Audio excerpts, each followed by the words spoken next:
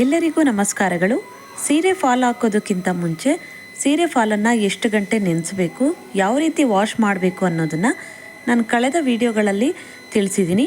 ಒಂದು ಸಾರಿ play ಲಿಸ್ಟನ್ನು check ಮಾಡಿ ನಿಮಗೆ ಆ ವಿಡಿಯೋಗಳು ಸಿಗುತ್ತೆ.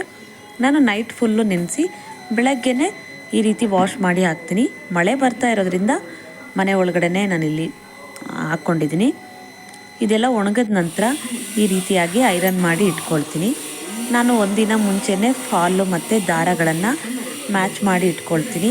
ಎಷ್ಟು ಸೀರೆಗಳಿದೆಯೋ ಅಷ್ಟು ಸೀರೆಗೂ ಫಾಲು ಮತ್ತು ಮನೆಯಲ್ಲಿನೇ ಎಷ್ಟು ಫಾಲ್ ಇದೆಯೋ ಅದನ್ನೆಲ್ಲ ಚೆಕ್ ಮಾಡ್ಕೊಳ್ತೀನಿ.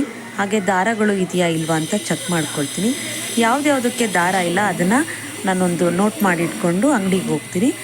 ಆನಂತರ ನನಗೆ ಬೇಕಾದಂಥ ದಾರಗಳಾಗಲಿ ಫಾಲಾಗಲಿ ತೊಗೊಂಡು ಬರ್ತೀನಿ. ಈ ರೀತಿ ಮಾಡ್ಕೊಳ್ಳೋದ್ರಿಂದ ನಿಮಗೆ ತುಂಬಾ ಸುಲಭ ಆಗುತ್ತೆ. ಒಂದಿನ ಜಿಗ್ಜಾಗ್ ಮಾಡ್ಕೊಳ್ಳಿ, ಒಂದಿನ ದಾರ ಫಾಲು ಅದನ್ನೆಲ್ಲ ನೀರಿಗೆ ಹಾಕಿ ಒಣಗಿಸಿ ಎಲ್ಲ ರೆಡಿ ಮಾಡ್ಕೊಳ್ಳಿ ಒಂದಿನ.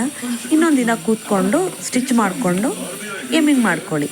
ಈ ರೀತಿ ಮಾಡೋದ್ರಿಂದ ನಿಮಗೆ ಬೇಗನೆ ಫಾಲ್ ಹಾಕ್ಬೋದು. ಒಂದು ದಿನಕ್ಕೆ 10 ಸೀರೆಗೇನು ಇನ್ನೂ ಹೆಚ್ಚು ಸೀರೆಗಳಿಗೂ ನಾವು ಫಾಲು ಜಿಗ್ಜಾಗ್ನ ಮಾಡ್ಕೊಳ್ಬೋದು.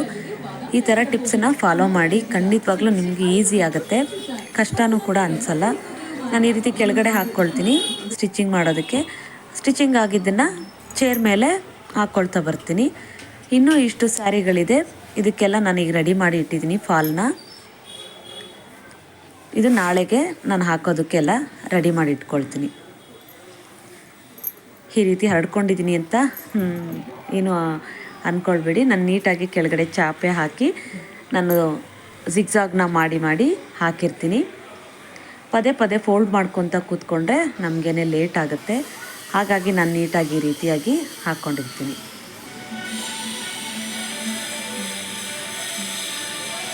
ಇದೆಲ್ಲ ಈ ರೀತಿಯಾಗಿ ಫಾಲ್ನೆಲ್ಲ ಐರನ್ ಮಾಡಿ, ಇವತ್ತು ಎಷ್ಟು ಫಾಲ್ ಹಾಕಬೇಕು ಅವನ್ನೆಲ್ಲ ಐರನ್ ಮಾಡಿ ಇಟ್ಕೊಳ್ತೀನಿ. ಈಗಾಗಲೇ ಸಂಜೆ ನೋಡಿ 4:15 ಆಗಿದೆ. ನಾನಿವತ್ತು ಇವಾಗ ಶುರು ಮಾಡ್ತಾಯಿದ್ದೀನಿ. ನಾನು ಹೂವು ಕಟ್ಟೋದ್ರಿಂದ ನಮಗೆ ಬೆಳಗ್ಗೆ ಟೈಮ್ ಸರಿಯಾಗಿ ಸಿಗಲ್ಲ. 12 ಗಂಟೆವರೆಗೂ ಮಾತ್ರ ನಾನು ಸ್ಟಿಚಿಂಗು. ಆನಂತರ ನಾನು 4:15ವರೆಗೂ ಹೂವು ಕಟ್ಟಿ ಆನಂತರ ಮತ್ತೆ ಸ್ಟಿಚಿಂಗಿಗೆ ಕೂತ್ಕೊಳ್ತೀನಿ. ನೋಡಿ ಈ ರೀತಿಯಾಗಿ ಸ್ಟಿಚ್ ಮಾಡಿ ಇಲ್ಲಿ ಹಾಕ್ಕೊಂಡಿದ್ದೀನಿ. ನೋಡಿ ಈ ರೀತಿ 2 ಸೈಡು ನಾನು ಸ್ಟಿಚ್ ಮಾಡ್ಕೊಳ್ತೀನಿ. ಆವಾಗ ನಮಗೆ ಈಸಿ ಆಗುತ್ತೆ ಎಮ್ಮಿಂಗ್ ಮಾಡೋದಕ್ಕೆ. ಒಂದು ಸೈಡ್ ಎಮ್ಮಿಂಗು, ಒಂದು ಸೈಡು ಸ್ಟಿಚಿಂಗ್ ಇರುತ್ತಲ್ವ, ತುಂಬಾ ಈಸಿ ಆಗುತ್ತೆ. ಹಾಗಾಗಿ ನಾನು 2 ಕಡೆನೂ ಸ್ಟಿಚ್ ಮಾಡಿ ಒಂದು ಸೈಡು ಚಿಕ್ಕ ಹೊಲಿಗೆಯಲ್ಲಿ ಸ್ಟಿಚ್ ಮಾಡ್ಕೊಳ್ತೀನಿ, ಇನ್ನೊಂದು ಸೈಡು ದೊಡ್ಡ ಹೊಲಿಗೆಯಲ್ಲಿ ಸ್ಟಿಚ್ ಮಾಡಿರ್ತೀನಿ. ಅದನ್ನು ಬಿಚ್ಬೋದು ಈಸಿಯಾಗಿ. ನೋಡಿ ಆ ಸೈಡು ಬಿಚ್ಬೋದು. ಎಮ್ಮಿಂಗ್ ಮಾಡಿದ ಮೇಲೆ ಬಿಚ್ಚಿಬಿಡ್ತೀನಿ. ತುಂಬಾ ಈಸಿಯಾಗಿ ಆಗುತ್ತೆ. ಈ ರೀತಿಯಾಗಿ ಪ್ಲಾಲೆಲ್ಲ ಹಾಕಿದ ನಂತರ ಈ ರೀತಿಯಾಗಿ ಅವರು ಕೊಟ್ಟಂಥ ಬ್ಯಾಗಿಗೆ ನಾನು ಈ ರೀತಿಯಾಗಿ ನೀಟಾಗಿ ಜೋಡಿಸಿ ಇಟ್ಬಿಡ್ತೀನಿ.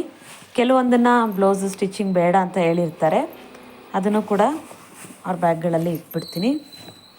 ನೋಡಿ ಈ ರೀತಿಯಾಗಿ ನೀಟಾಗಿ ಜೋಡಿಸಿದ್ದೀನಿ ನಾನು.